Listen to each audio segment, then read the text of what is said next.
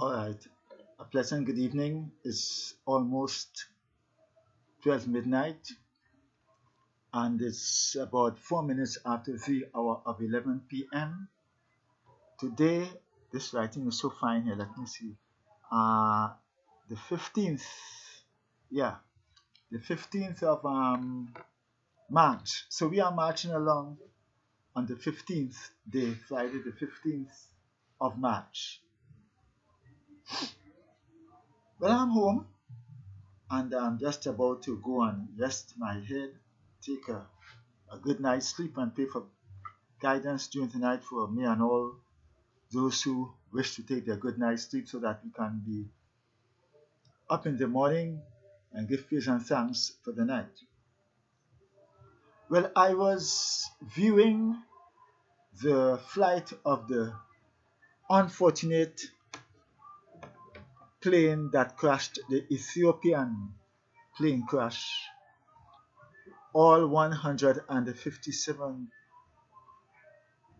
aboard are dead. And it is sad. So many families are connected to those who are dead, uncles, nephews, niece, what have you. It's even sad to know that you are leaving to go abroad to maybe visit your family or to start a course or to start a career or, for some reason or the other, and this crash happens. On entering any vehicle at all, it's always a common thing to think that you will be traveling to your destination to reach safe and sound. Some people pray for that guidance and protection on the way. And when you go to the airport and you see people coming in with their luggages and so on, their baggages and so on, and it's praise and thanks for that guidance and for that safe plane flight that came down safe and sound. And it's also the same when it is departing.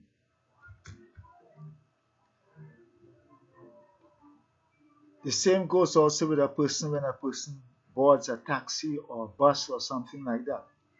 Sometimes you never reach home, sometimes you reach home in whatever condition, sometimes you reach the hospital.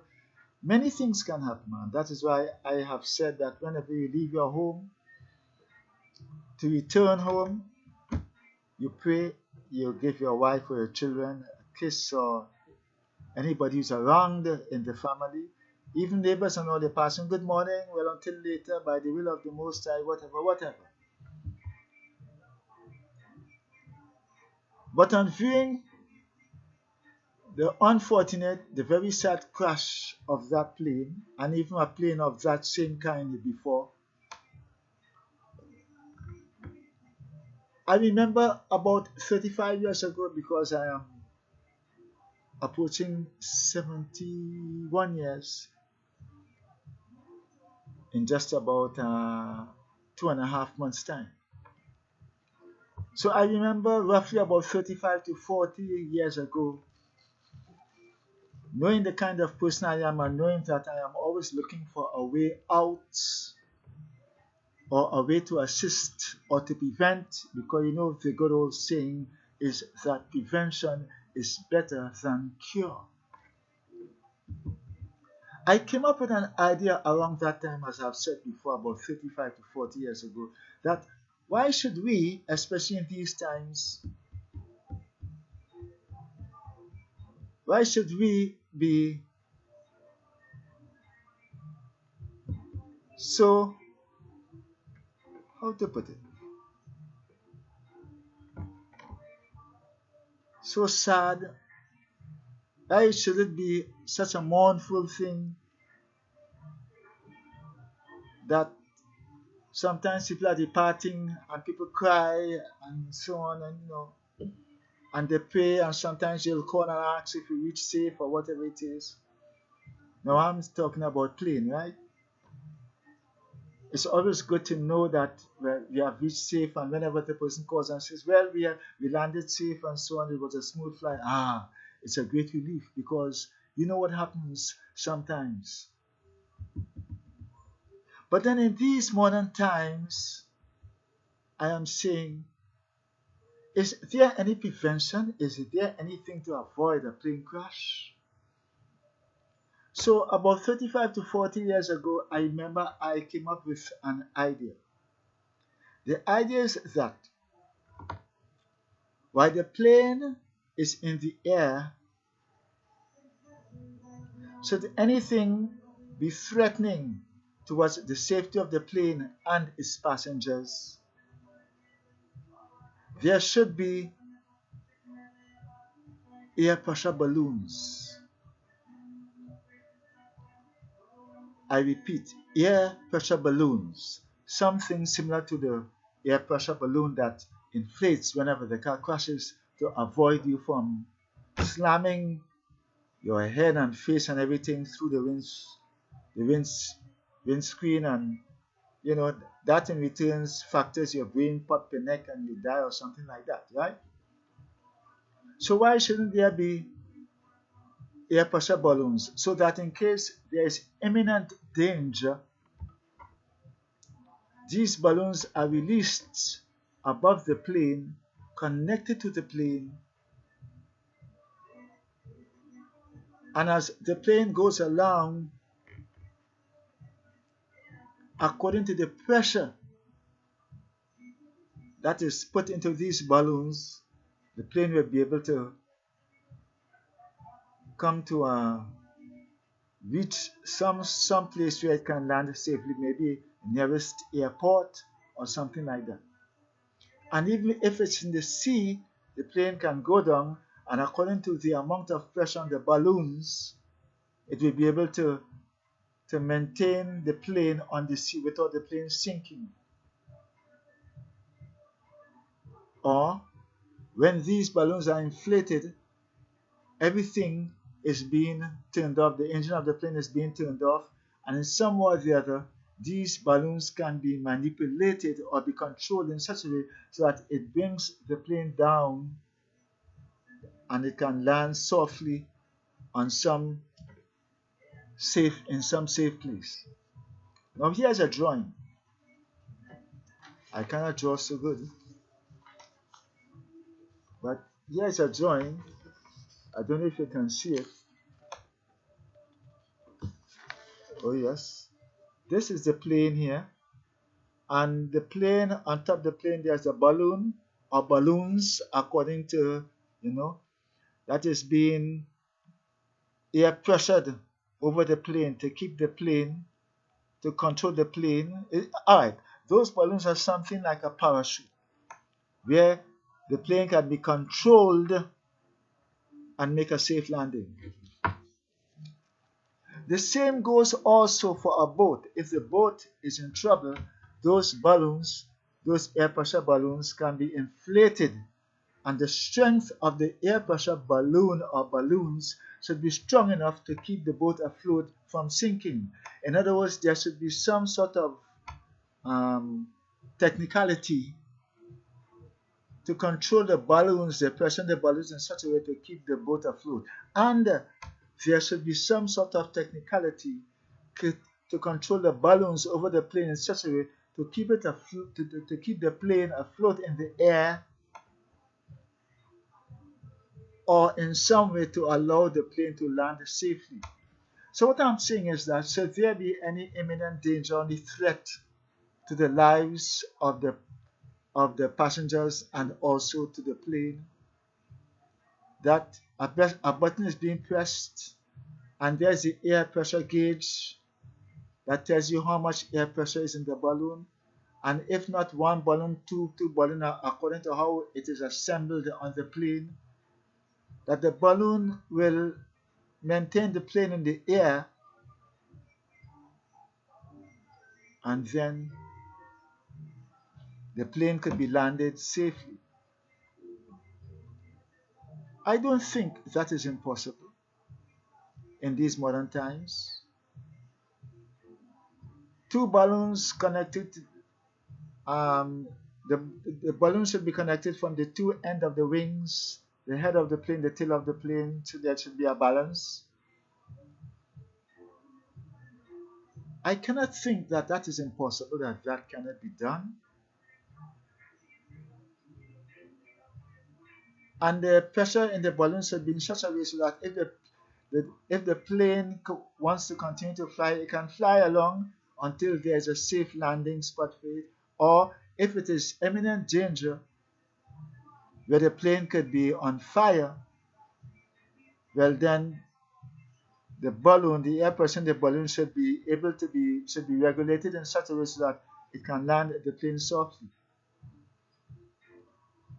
Or if there is danger of the plane being exploded or catching a fire, something could be ejected from the plane where the balloon will be able to maintain all the passengers. You know, it comes like a lifeboat on a boat, right? So we have to come up with something. We cannot just just tell yourself that once you go up, what goes up must come down. And this is what we have to try to challenge. What goes up must come down. Yes, it has to come down, but how it comes down. And this is what you have to challenge. So, the aviation department in Trinbago or worldwide, please take this simple idea into consideration. For a boat or a plane,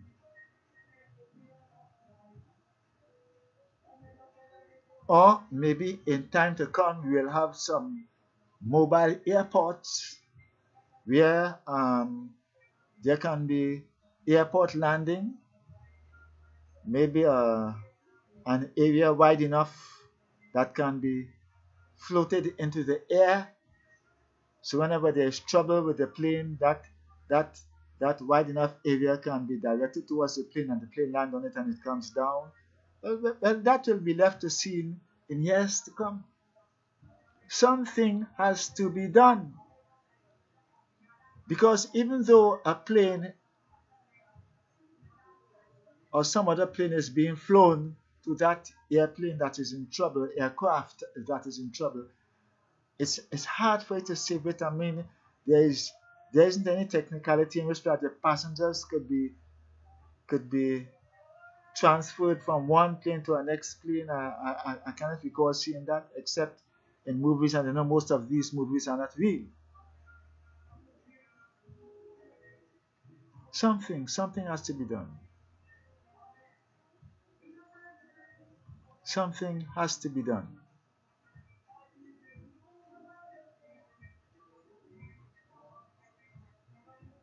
Because it is the most, what you call,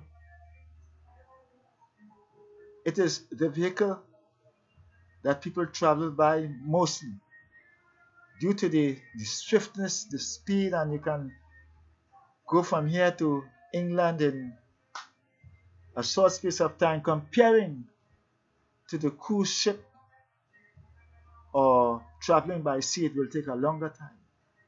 So business like, economically speaking, it is the best thing to travel by, the best vehicle to travel by. Aircraft, plane, or what have you, helicopter, or what have you. So I'm asking that that idea should be taken into consideration so that lives can be saved, so that even though, you know, things can happen, it will be much safer when there's an emergency.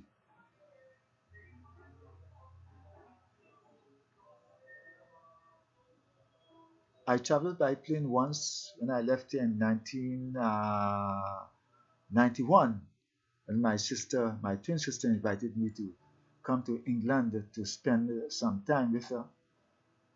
I think the flight took 8 hours. Then I traveled by train from London to Wales. It took roughly about another 8 hours again. But I think that the world and scientists and people all over the world should be thinking of something to avoid to avoid vehicular calamity, or to make it much safer so that many lives won't be lost. Many lives won't be lost.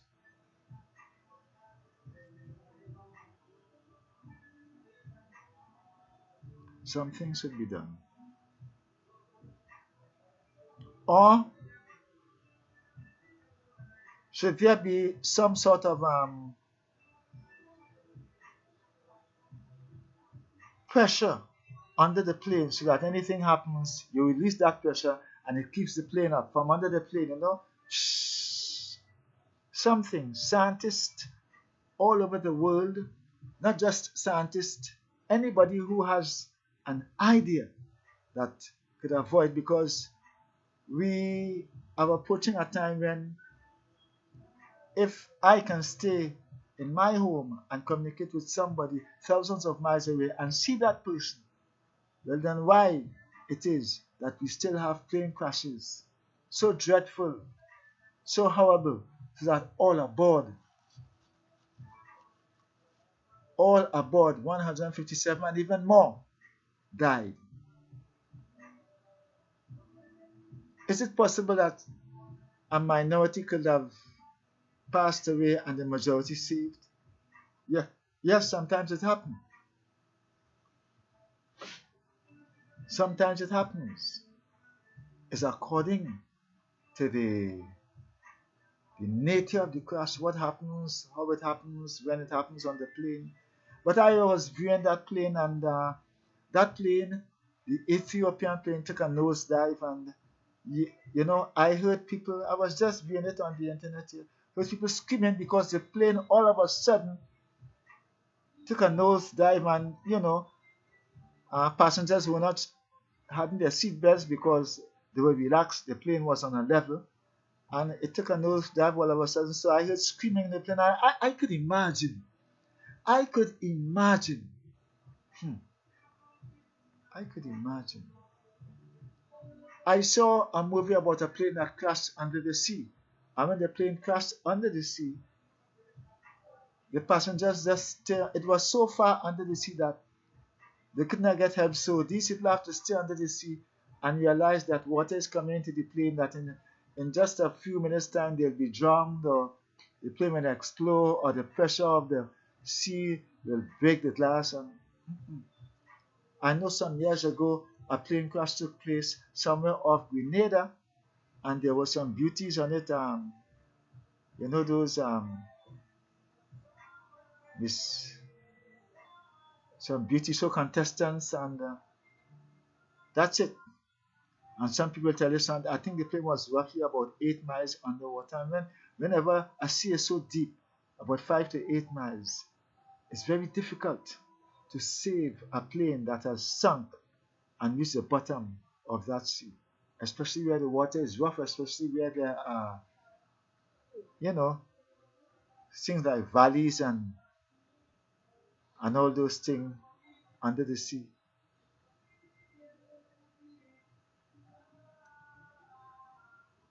So, Umar Muhammad Calypsonian disciple,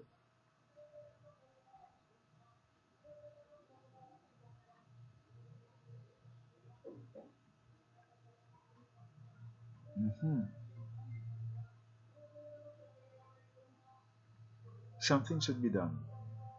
And I pray that somebody will come up with an idea, or somebody will have my idea, or maybe develop on my idea,